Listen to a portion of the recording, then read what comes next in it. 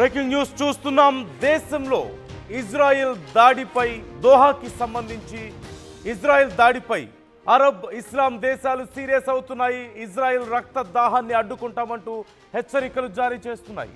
Arab ముస్లిం దేశాలకు Qatar అధినేత పిలుపునిచ్చారు. ఖతార్లో ఆశ్రయం పొందుతున్న హమాస్ లీడర్లే టార్గెట్గా ఇజ్రాయెల్ దాడులు చేసిన నేపథ్యంలో అరబ్ ముస్లిం దేశాల ఎమర్జెన్సీ మీటింగ్ జరిగింది. సమావేశానికి 50కి పైగా ముస్లిం దేశాలు హాజరయ్యాయి. ఇకపై తమతో ఏ ఒక్క దేశంపై దాడి జరిగినా సరే మా అందరిపై దాడిగా మేము భావిస్తామంటూ చెప్తున్నారు. ముఖ్యంగా ఈ సమావేశంలో Saudi Arabia, Türkiye, Kuwait, Iran, Iraq, Egypt, Indonesia, Malaysia ఇలా 50 దేశాల అధినేతలు హాజరయ్యారు. కీలకంగా చర్చించారు. ఇజ్రాయెల్ని ఎలా కంట్రోల్ చేయాలి అనే దానికి సంబంధించే పెద్ద చర్చ జరిగింది.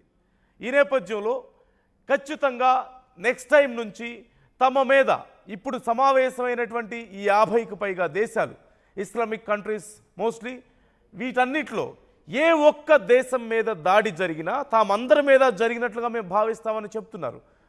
అంటే మనం సింపుల్గా నాటోని ఒక ఎగ్జాంపుల్గా తీసుకోవచ్చు. అక్కడ 32 దేశాలు ఉన్నాయి. ఆ 32 దేశాల్లో ఏ ఒక్క దేశం మీద దాడి జరిగినా సరే నాటో సంయుక్తంగా దానికి సంబంధించి రెస్పాండ్ అవుతారు. మొన్న ఉక్రెయిన్ విషయంలో మనం చూసాం. సో ఇలాంటి పరిణామమే మరొకసారి ఇక్కడ చోటు చేసుకుంటుంది. సో ఇక్కడ మరొకసారి మనకు క్లియర్ పోలరైజేషన్ మనకు కనిపిస్తుంది. క్లియర్ పోలరైజేషన్ ఎక్కడికి వెళ్ళినా సరే ఓవైపు అమెరికా గొడవలు పెట్టుకుంటున్నటువంటి పరిస్థితి కనిపిస్తోంది. మరోవైపు ఇజ్రాయెల్ కూడా అదే దాడిలో నడుస్తున్న నేపథ్యంలో ఒక అహంభావపూరిత బల ప్రదర్శనకు వ్యతిరేకంగా ప్రపంచ దేశాలన్నీ పోలరైజ్ అవుతున్నటువంటి తీరు మనం చూస్తున్నాం. ఇప్పుడు ఇస్లామిక్ కంట్రీస్ అన్నీ ఒక తాటి మీదకి వస్తున్నాయి. ఇప్పుడు 50కి పైగా దేశాలు ఏ ఒక్క దేశం మీద దాడి జరిగినా మా అందరి మీద జరిగినట్లే అని చెప్తున్నాయి. ఇజ్రాయెల్ సంగతి ఏంటో మేము తేల్చేస్తామని చెప్తున్నటువంటి పరిస్థితి కనిపిస్తోంది. సో ఇప్పుడు ఇజ్రాయెల్ ఏం చేయబోతుంది? మరోవైపు ఇజ్రాయెల్ చేసినటువంటి దాడుల పట్ల ట్రంప్ కూడా సీరియస్ అయ్యారు. ఖతార్ మీద చేసినటువంటి దాడులను చాలా సీరియస్గా రియాక్ట్ అయినటువంటి పరిస్థితి మనం చూసాం.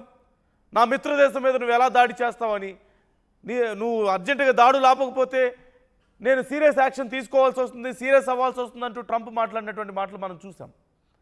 సో ఇలాంటి పరిణామంలో ఇజ్రాయెల్ ఇప్పుడు ఏం చేయబోతోంది? ఇజ్రాయెల్ నిజంగా అమెరికా మాట వింటుందా? లేదంటే ఇప్పుడు సమావేశమైనటువంటి 50 దేశాధినేతలు ఒక చోట కూర్చొని ఒక నిర్ణయం తీసుకున్నప్పటికీ కూడా నిజంగా ఏం చేయబోతున్నారు? ఇజ్రాయెల్ని ఏమైనా చేస్తారా అనే ప్రశ్న వచ్చినప్పుడు ముందుగా వాళ్ళు చేయబోయేది ఒకటే, వ్యాపార పరంగా ఇజ్రాయెల్ను దెబ్బ కొట్టడం. మొన్న ఎలాగైతే అమెరికా రష్యాని దెబ్బ కొట్టాలని ప్రయత్నించిందో, ఆ దాంట్లో భాగంగా భారతదేశాన్ని దెబ్బ కొట్టడానికి ప్రయత్నించిందో, సో అలా ఇప్పుడు ఇజ్రాయెల్ యొక్క వ్యాపార సంబంధాలను మేము దెబ్బ కొడతాం, వ్యాపారాలను మేము తగ్గించుకుంటామంటూ 50 దేశాలు ఒక నిర్ణయానికి వచ్చినట్లుగా తెలుస్తోంది. ఆర్థికంగా బలంగా ఉండబట్టి ఇష్టం వచ్చినట్లుగా ఎవరి మీద పడితే వాళ్ళ మీద బాంబులు వేయడం, దాడులు చేయడం ఇవన్నీ సహించేది లేదు. ఆర్థిక మూలాలను దెబ్బ కొట్టాలి. ఈ నేపథ్యంలో మేము వాళ్ళతో ఉన్నటువంటి వ్యాపార సంబంధాలను మరొకసారి పునఃసమీక్షించుకుంటాం అంటూ చెప్తున్నటువంటి తీరు మనకు కనిపిస్తోంది. మరోవైపు ఈ మధ్యకాలంలో ఆర్టీవీ కూడా ఈ అంశానికి సంబంధించి మాట్లాడుతూ వస్తోంది. పోలరైజేషన్ అనేది నిజంగా మంచి పరిణామమా అంటే కాదు. రెండుగా ప్రపంచం విడిపోవడం అనేది ఖచ్చితంగా చాలా దారుణమైనటువంటి పరిస్థితులకు దారితీసే అవకాశం ఉంటుంది. ఎందుకంటే ఇండివిజువల్గా దేశాల మధ్య పరిస్థితులు ఏవైనా ఉండొచ్చు, కానీ ఎప్పుడైతే ఒక దేశం మీద జరిగినటువంటి దాడిని ఒక గ్రూప్ ఆఫ్ కంట్రీస్ మా మీద జరిగిన దాడిగా మేము భావిస్తామన్నారు. ఇప్పుడు 50 దేశాలు ఇక్కడ ఉన్నాయి. నాటోలో 32 దేశాలు కనిపిస్తున్నాయి మనకి. మరోవైపు బ్రిక్స్ దేశాలు సమావేశం అవుతున్నాయి. ఇలాంటి తరుణంలో ఇలాంటి పెద్ద పెద్ద గ్రూప్స్గా ఒక 2 దేశాల మధ్య యుద్ధం, ఒక 2 గ్రూప్స్ మధ్య యుద్ధంలాగా మారిపోయే అవకాశం ఉంటుంది. ముఖ్యంగా యుద్ధ పరిణామాల్లో ఏర్పడేటువంటి గ్రూప్స్ యుద్ధానికే పురిగొల్పుతాయి. వ్యాపారం కోసమో లేదంటే మంచి సంబంధాలను బలోపేతం చేసుకోవడమో కాదు. యుద్ధాన్ని లేదంటే శత్రు దేశాలని ఆపడానికి ఎలా, లేదంటే యుద్ధాన్ని ఎలా మనం కొనసాగించాలి, ఇతరులను ఎలా దెబ్బతీయాలి అనే ఉద్దేశంతో ఏర్పడేటువంటి గ్రూప్స్ మరింత వినాశనానికి దారితీసే అవకాశం ఉంటుంది. సో ఇది ఖచ్చితంగా మంచి పరిణామమా అంటే కాదని చెప్పాలి. కానీ ఇజ్రాయెల్ లాంటి దేశాల యొక్క పీచ మణచాలంటే, ఇజ్రాయెల్ లాంటి దేశాల యొక్క గర్వాన్ని అణచాలంటే ఖచ్చితంగా ఇలా ఒక తాటి మీదకి రావాల్సిన అవసరం ఉంది.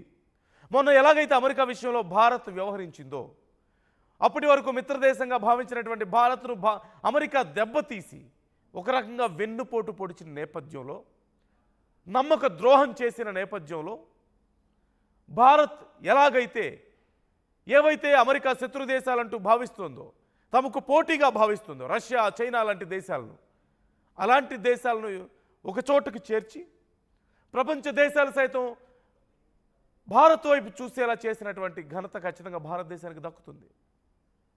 అప్పుడు అమెరికా వెనక్కి తగ్గింది కదా. ఇప్పుడు మళ్ళీ మాకు భారతదేశం చాలా మంచి దేశం, భారతదేశం మాకు మిత్రదేశం, భారతీయులందరూ మా సోదర సోదరీమణులు అంటూ ట్రంప్ మాట్లాడుతున్నటువంటి పరిస్థితి మనం చూస్తున్నాం. ఇంకా పూర్తిగా దారిలోకి రాలేదు, బట్ ఖచ్చితంగా వస్తారు. అంతకుమించి గత్యంతరం లేదు. సో ఇలాంటి పరిస్థితుల్లో, ఇలాంటి పరిస్థితే ఇంకో చోటు వస్తే, ఇజ్రాయెల్ లాంటి ఒక దేశం ఇష్టం వచ్చినట్లుగా దాడులు చేసుకుంటూ పోతుంటే